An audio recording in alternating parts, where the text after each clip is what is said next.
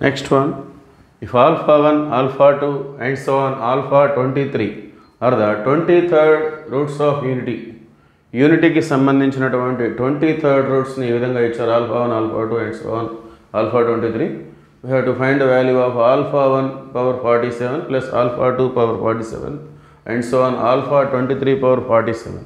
ముందుగా nth roots of unity అంటే మనం ఎలా రిప్రజెంట్ చేస్తాం అంటే వాటిని మనం ఆల్ఫాగా ఇండికేట్ చేసుకున్నట్లయితే nth రూట్ ఆఫ్ యూనిటీ అంటే 1 power 1/n.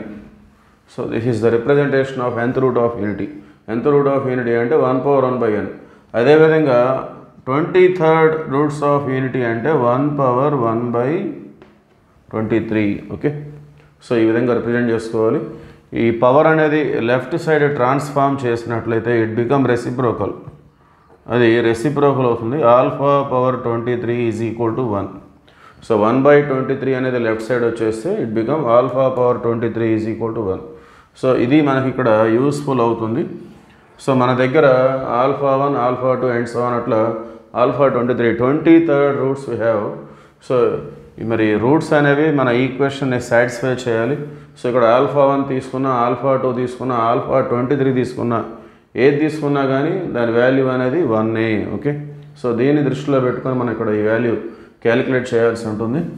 So alpha 1 power 47 ఉంది కదా, సో దాన్ని మనం ఒక ఆల్ఫా 1 పక్కన పెడితే రిమైనింగ్ ఆల్ఫా 1 పవర్ 46 ఉంటుంది.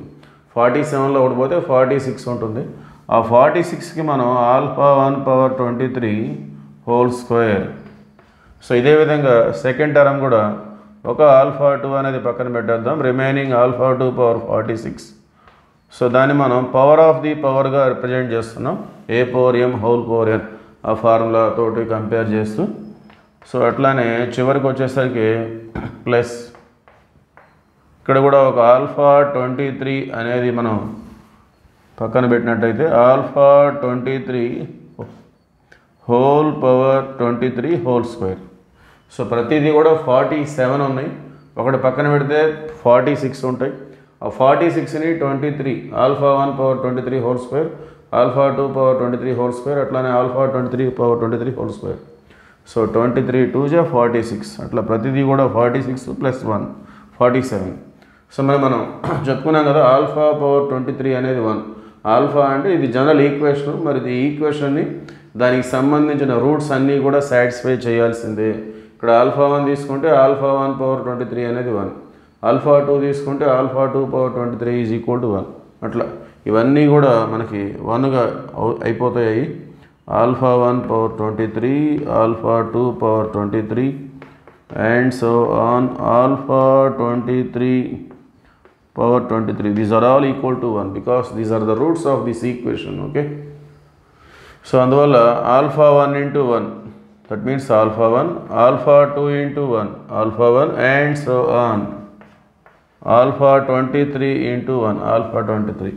అంటే అర్థమేమొచ్చింది మనకి, sum of the roots of 23rd roots of unity, sum of the roots of 23rd roots of unity. యూనిటీకి సంబంధించిన 23rd రూట్స్ మొత్తాన్ని మనం యాడ్ చేసుకుంటున్నాం. మరి మనకు తెలిసిన ఫార్ములా ఏంటంటే some of the roots of unity అనేది ఎప్పుడు కూడా 0. Okay, some of the nth roots of unity అనేది 0, అలానే some of the 23rd roots of unity కూడా 0. సో ఫైనల్గా దీని వాల్యూ అనేది 0. Okay, thank you.